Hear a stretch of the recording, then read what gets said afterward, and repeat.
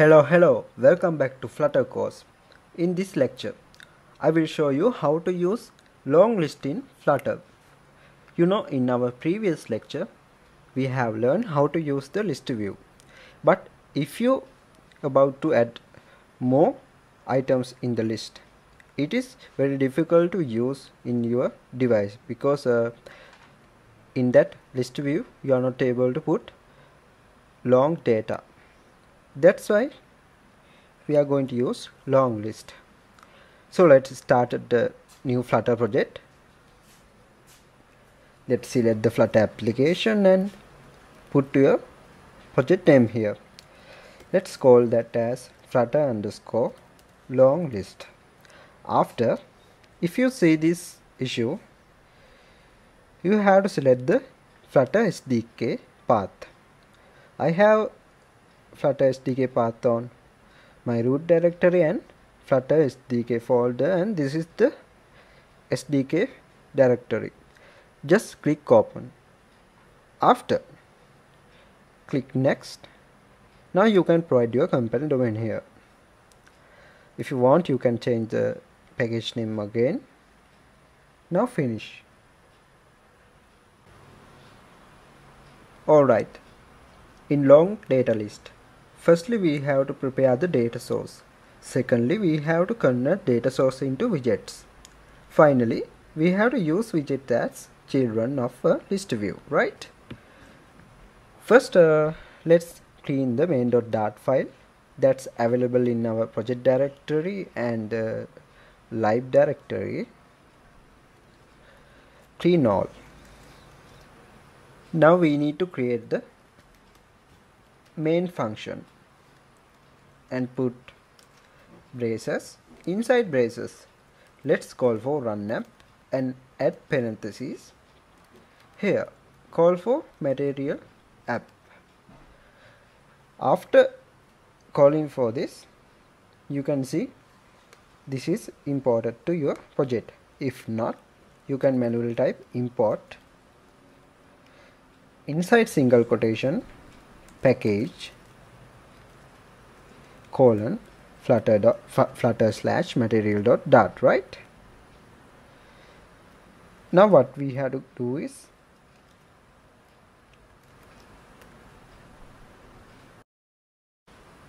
add parentheses for this material app. After that, you have to create the line spaces for make this code readable. Now we can provide a title for this page. Let's call as this is the Flutter long list.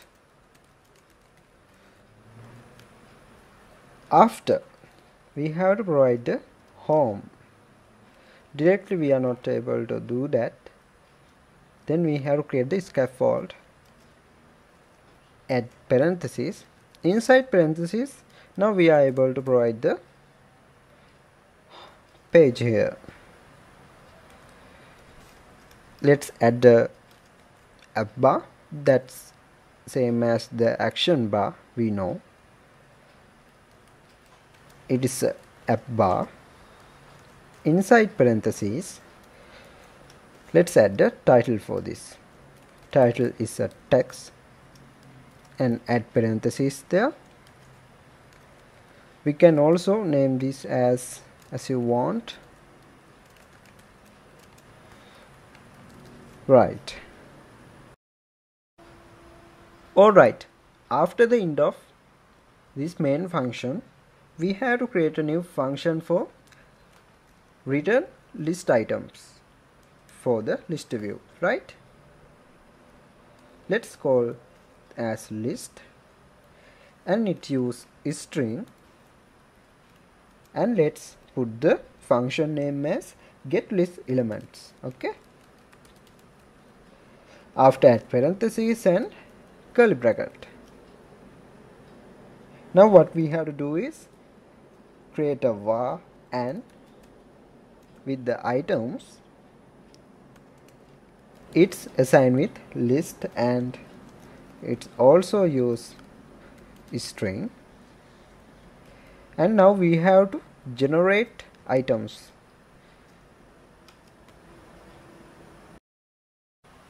This generate function allow you to create a specific amount of items to your list, right?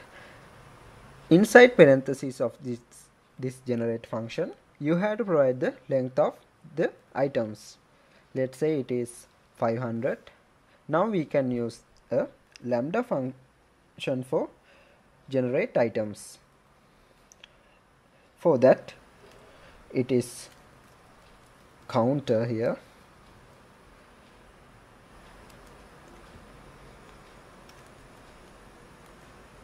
and equals and greater than, let's say item here. Now we have to use counter variable, right, with the dollar sign. Now add the semicolon here. By generating values using lambda expression, we can start to generate from 0 to 500. So first number will be 0, 1, 2, 3 and 499. Now we can return these items. Return items, right? At the semicolon end of this line. Now our data source is ready. These items will be generated through the lambda expression that's known as this, and limit to the 500. Now what we have to do is create the widget for list view. End of these brackets, we can create widget, and let's call that as get list view. Add parentheses and curly bracket. Inside curly bracket, let's create a list view, and this list view can be written after the code, right? List view is assigned as list view of builder. List view dot builder, right? Inside builder, we have to provide the item builder and colon. Instead of null, we have to put the context and index. Add parentheses. Inside parentheses, use context, comma, and index for particular element, right? Now what we have to do is create the braces end of this context and index parentheses, and add line spaces. Then you can easily read this code. Here you can put the semicolon for remove the error. Inside this, you can return the list style. Return list style. Add parentheses again. Put the semicolon here, end of this parentheses. Now we can return a title. Title colon. We can use a text that we collect from this get list elements function. Text parentheses. Now what we have to do is declare a variable with using this particular element. var list items equals get list elements, and put semicolon end of the code. Now we can add the text here. List items and index. It gets particular index from the list items, right? Now what we have to do is go to the main function, and inside the scaffold we have to provide the body. Now we can call for this get list view, right?